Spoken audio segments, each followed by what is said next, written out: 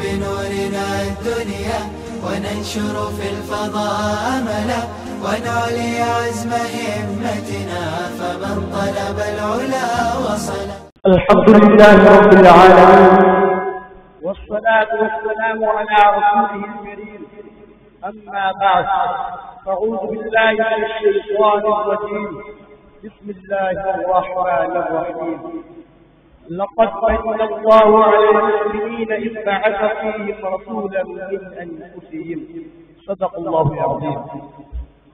سامعین باتمکین، آپ سب جانتے ہیں کہ ربیع الاول کا مہینہ چل رہا ہے اور اس مہینے میں میرے اور آپ کے آقا حضرت محمد مصطفیٰ صلی اللہ علیہ وسلم تشریف لائے.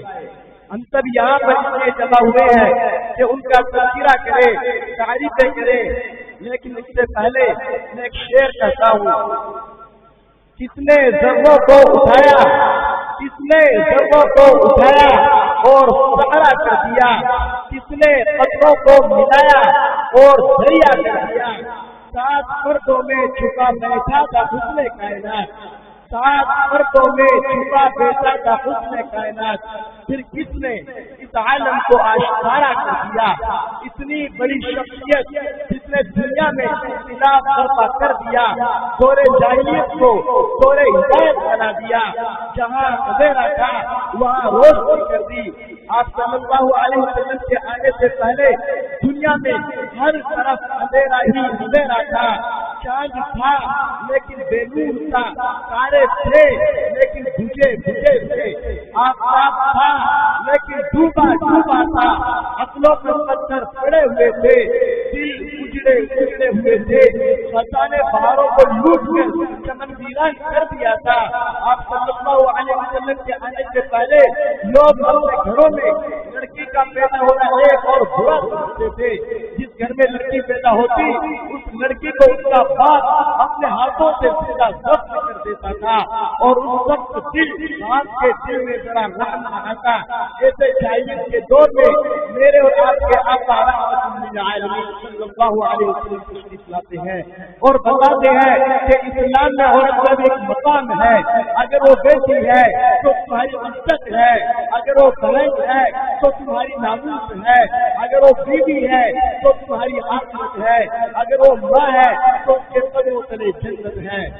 سامعین باوقار، نبی کریم صلی اللہ علیہ وسلم کی مبارک زندگی پر نظر ڈالیے تو چاروں طرف سے سنگین حالات کے دھکے لگتے نظر آئیں گے.